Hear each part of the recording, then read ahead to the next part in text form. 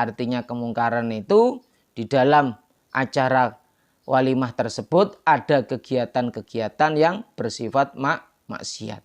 Apa? Mungkin di sana ada yang namanya membuka aurat. Seperti ada pesta, ada musik-musik yang mendatangkan penari-penari seksi atau penari-penari telanjang. Ataupun di sana menghadirkan minuman-minuman keras. Ataupun di sana ada yang namanya mengolok-olok, menjelek-jelekan orang lain.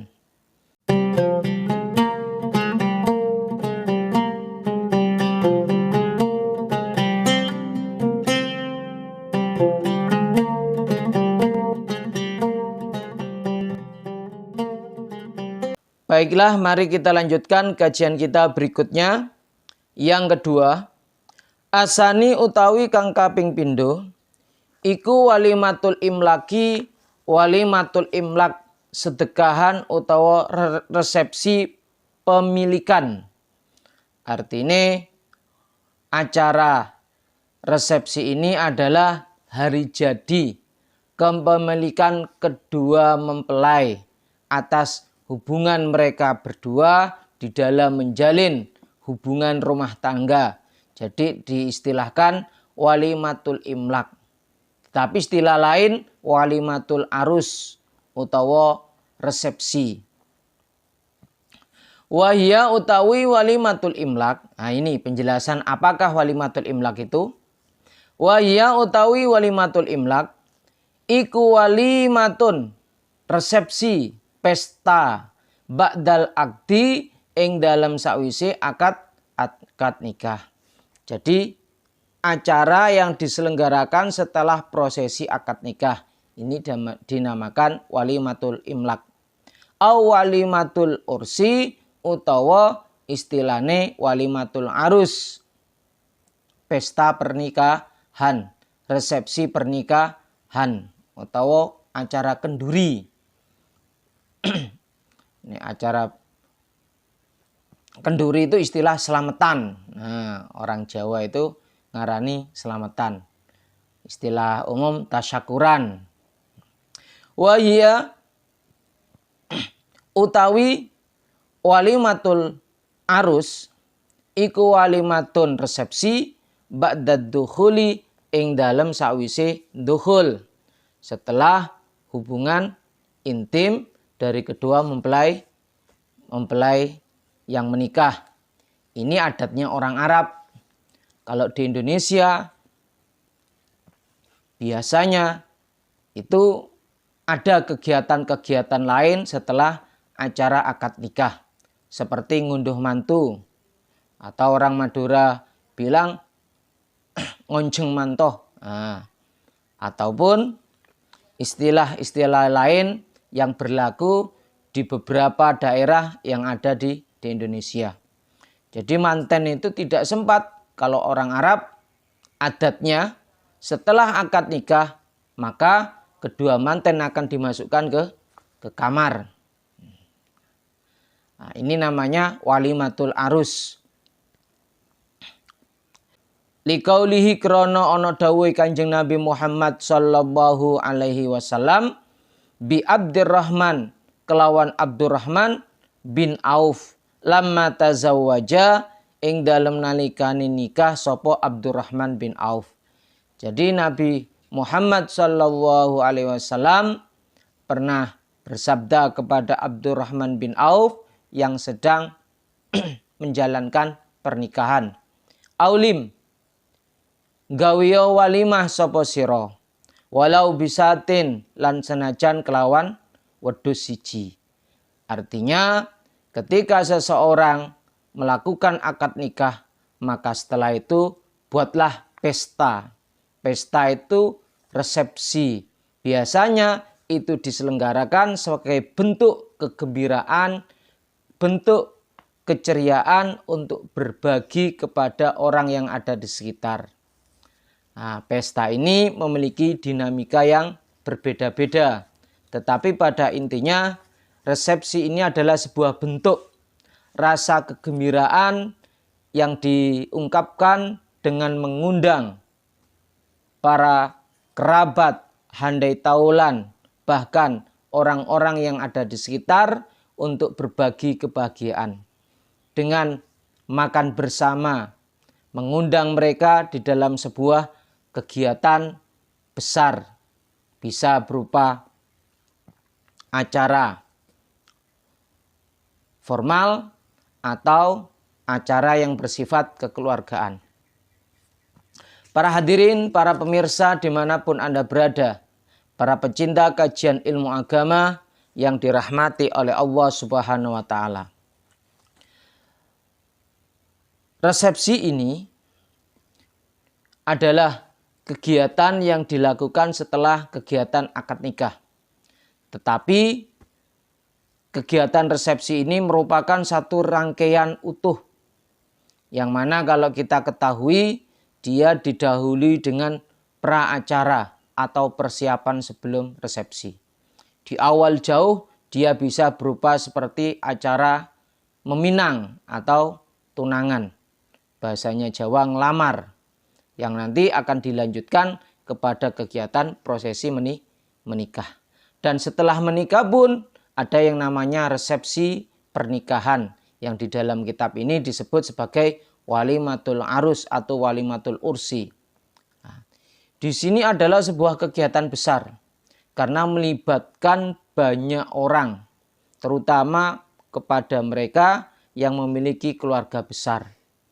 Seluruh keluarga besar diundang, bahkan tidak cuma keluarga besar, tetangga-tetangga, bahkan bisa satu kampung, bahkan bisa seluruh orang yang ada di daerahnya. Itu tergantung dari status sosial orang yang menjalankan pernikahan tersebut. Di sini Nabi Muhammad SAW memberikan sebuah garis pelaksanaan, membuat sebuah acuan atau panduan di dalam melaksanakan resepsi atau walimatul arus. Kalau memang tidak mampu, meskipun itu hanya seekor kambing. Seekor kambing dalam budaya Arab itu adalah makanan yang hanya dikonsumsi oleh beberapa orang. Mungkin paling banyak hanya 10. Artinya ini tetap kita laksanakan meskipun dalam skala yang kecil. Bagaimana bagi orang yang memiliki status sosial yang lebih baik atau lebih unggul di dalam lingkungan masyarakat? Silakan. Boleh. Nah, karena ini adalah bagian dari mengungkapkan kegembiraan, mengungkapkan kebahagiaan bersama dengan keluarga, dengan masyarakat, orang yang ada di sekitarnya. Nah, apabila tidak mampu, aulim bisatin. Meskipun itu hanya dengan seekor kambing. Itu di Arab. Bagaimana di Indonesia? Ya bisa jadi karena perekonomian yang tidak baik. Karena kemampuan untuk menyelenggarakan kegiatan resepsi yang terbatas. Bukan aulim bisatin, bisa jadi aulim bidajajatin. Meskipun itu dengan seekor ayam. Boleh, mampunya itu. Bahkan tidak ayam, meskipun dengan telur ceplok. Andai kata. Tapi insya Allah masyarakat yang akan melaksanakan acara pernikahan jauh-jauh hari sudah menyiapkan diri. Baik itu melalui dengan menabung, mengumpulkan rezeki mereka untuk mempersiapkan pernikahan itu. Terutama bagi orang yang akan menikah. Para hadirin, para pemirsa, dimanapun Anda berada yang dirahmati oleh Allah. Ini adalah hadis untuk mengadakan kegiatan resepsi pernikahan. Jika memang tidak mampu, sekecil apapun tetap laksanakan. Andai kata hanya bisa mengundang 10 orang dari keluarga, silakan. Dari tetangga-tetangga sekitar, silakan. Kalau memang status sosial baik atau tinggi di dalam masyarakat, silakan.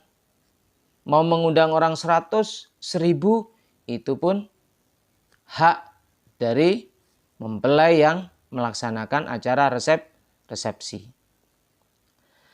Kemudian kita lanjut, wayajibu lan wajib.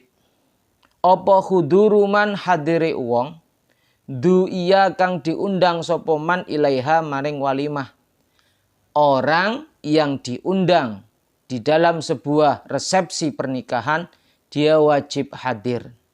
Kenapa? Itu bentuk penghormatan, bentuk memuliakan orang yang sedang berbahagia. Karena mereka pun ingin berbagi kebahagiaan dengan kita. Dan inilah namanya makhluk sosial. Suatu saat kita akan bergantian.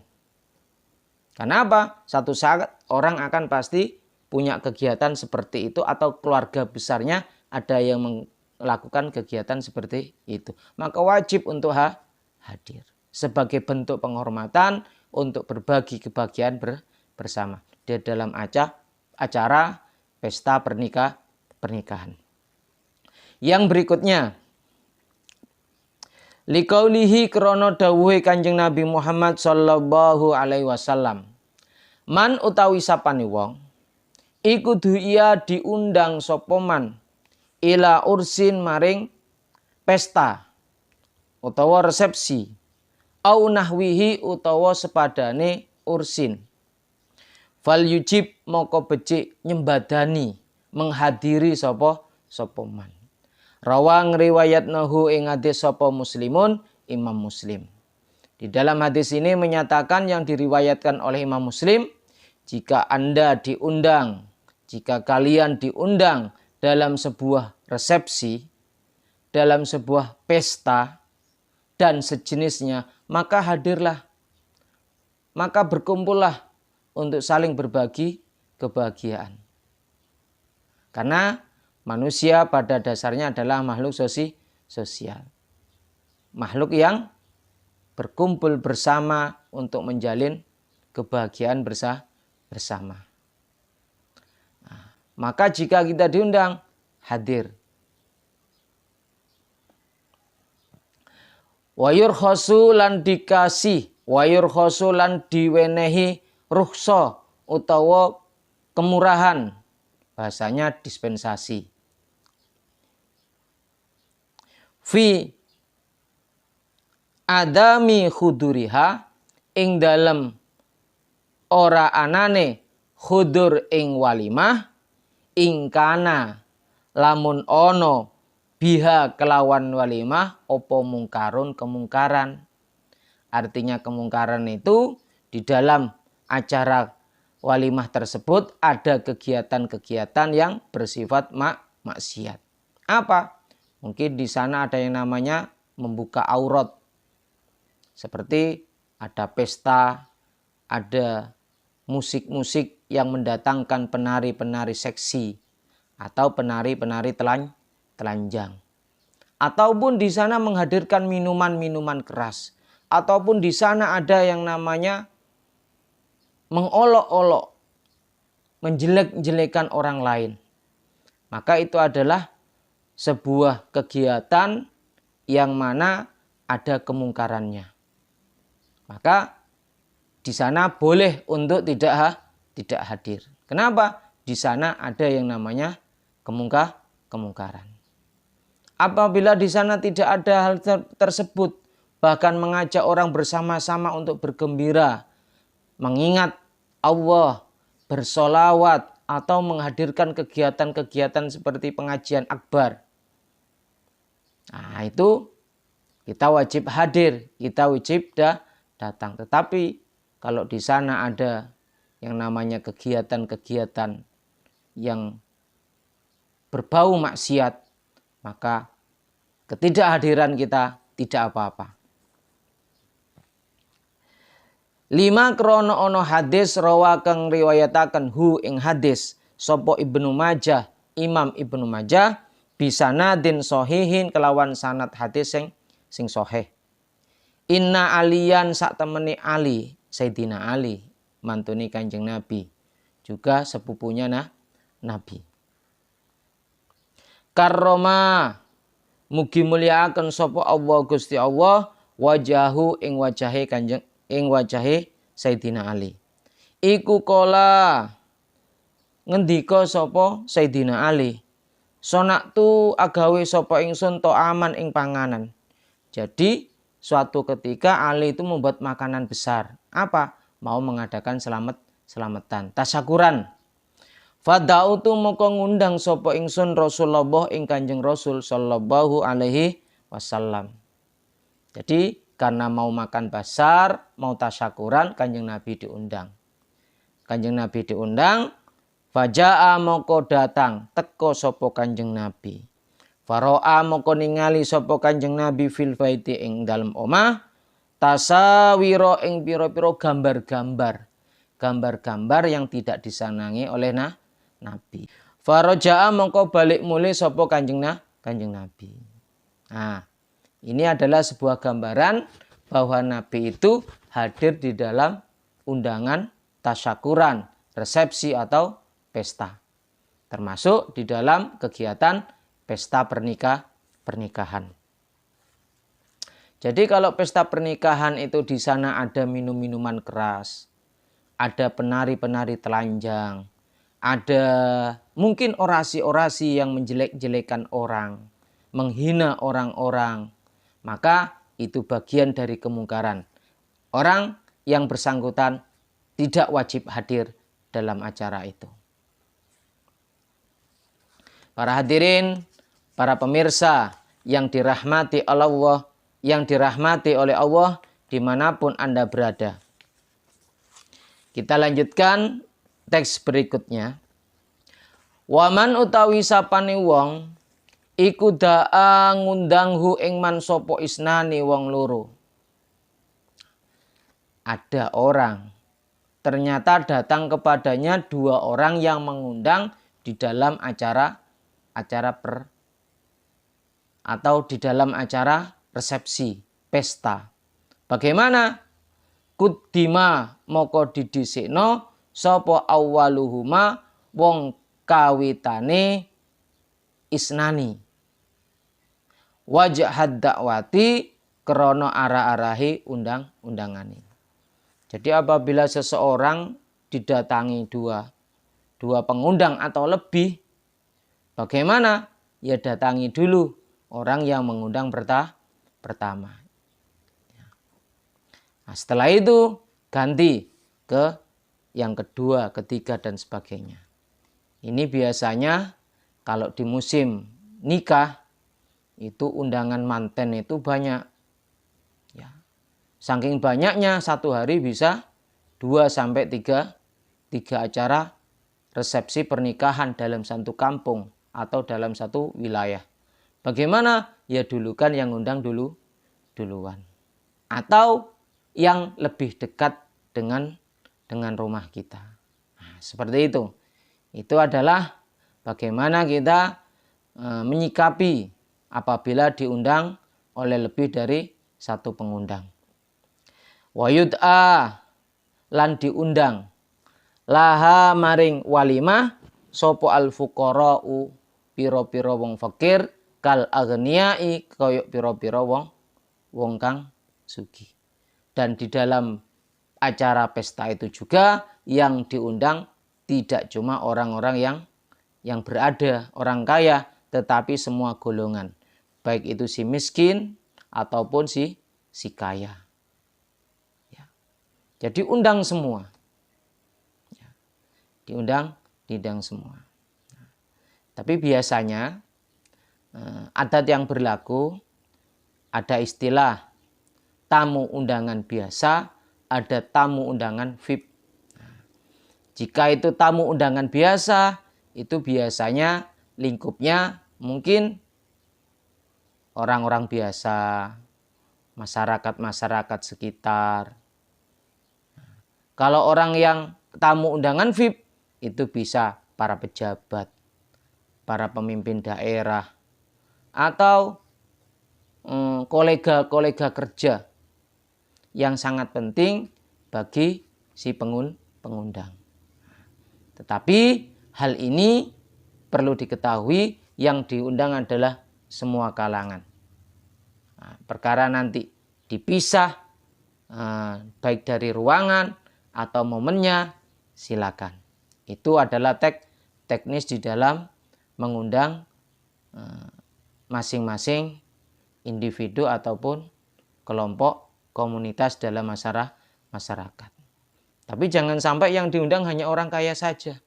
Tetapi termasuk orang-orang miskin itu, orang-orang fukara harus kita undang. Kenapa? Mereka juga ingin merasakan kebahagiaan. Mereka juga ingin makan makanan enak.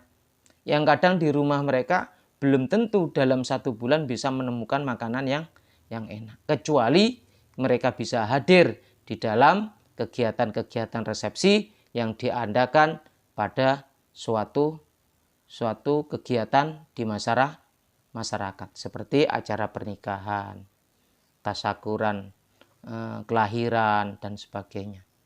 Itu bagian berbagi kebahagiaan. Liqaulihi krono dawuhi Kanjeng Nabi Muhammad sallallahu alaihi wasallam, sarrut ta'am, saele-elei panganan. Iku ta'amul walimati, panganane pesta, panganane resepsi, tumna'u kang dicegah. Ha ing walimah sapa man wong, yakti kang pengin teko sapa man ha ing walimah. Jadi makanan yang paling jelek itu adalah makanannya resepsi, pesta, yang mana yang mau datang malah tidak diundang. Siapa? Para fakir miskin. Orang yang biasa. Malah yang diundang orang-orang kaya. Orang-orang kaya itu makanan itu tidak begitu. Kenapa? Mereka di rumah bisa membeli, bisa menghadirkan makanan-makanan enak. Tetapi bagi sebagian orang yang tidak mampu, hal itu adalah sesuatu yang istimewa. Makan sate, makan daging. Kenapa? Karena di rumah dia tidak bisa makan hal tersebut. Untuk beli saja mereka tidak mampu. Sehingga momen resepsi ini adalah selain sebagai momen berbagi kebahagiaan, juga bagian dari bersedekah tasyakuran. Sehingga di dalam acara resepsi, makanan yang dihidangkan yang terbaik, yang enak, yang orang lebih banyak suka. Nah, ini adalah di dalam kegiatan resepsi. Undang mereka, semua orang yang kaya dan miskin, yang fakir ataupun orang yang mampu. Wa yud'a lan diundang sapa man wong yakba kang ora gelem teka sapa man ha ing walimah. Rawang riwayatnahu ing hadis sapa Muslimun Imam Muslim. Nah, ini artinya di dalam kegiatan resepsi walimah, orang miskin, orang yang tidak mampu juga diundang, orang kaya juga diundang. Kenapa? Ini adalah berbagi kebahagiaan atas kegiatan yang dilakukan oleh seseorang sebagai bentuk rasa terima kasih dan juga sebagai bentuk sedekah. Apa? Mengajak mereka makan enak bersama. Kita lanjutkan.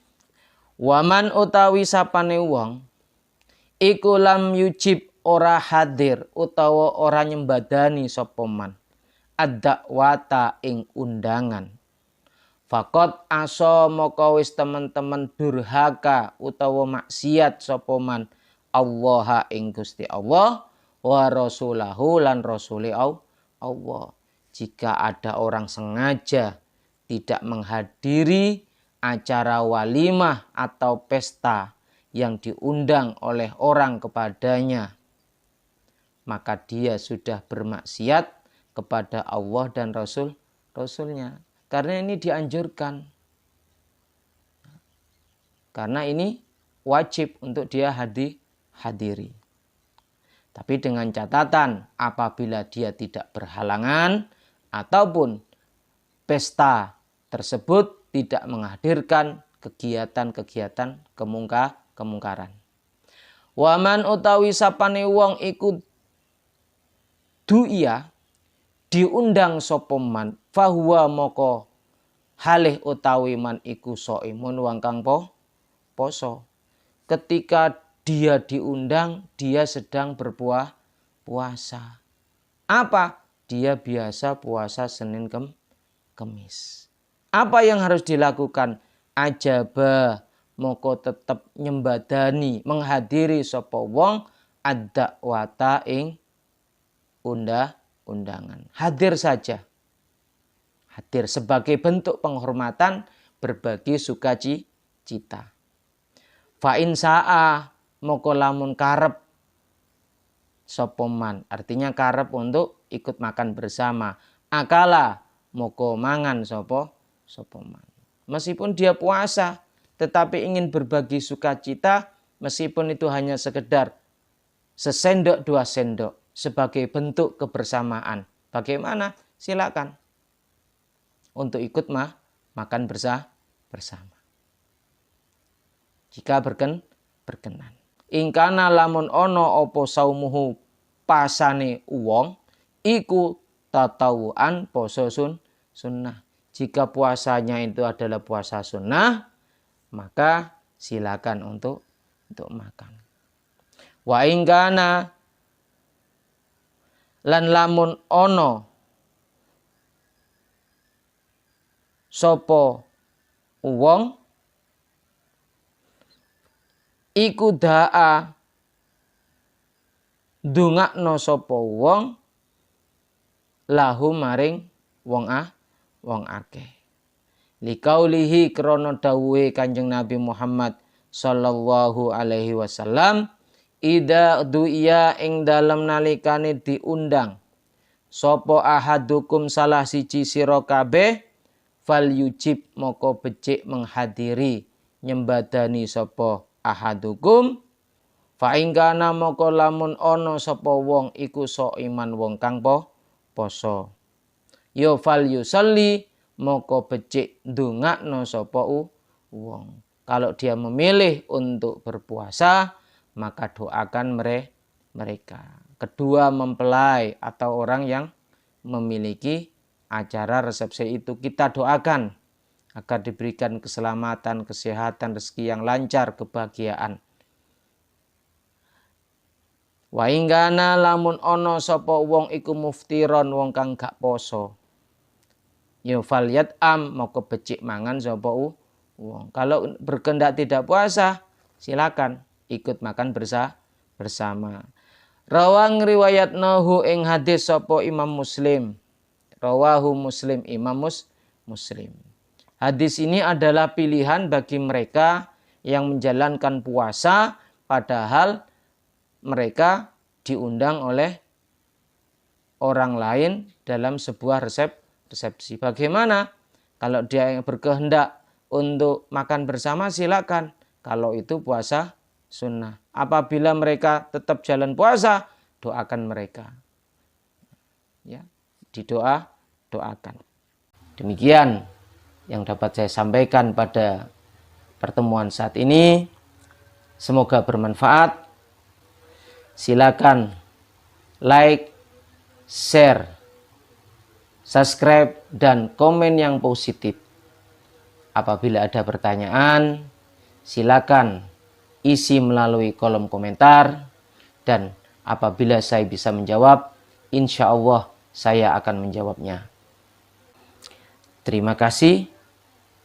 Wassalamualaikum warahmatullahi wabarakatuh.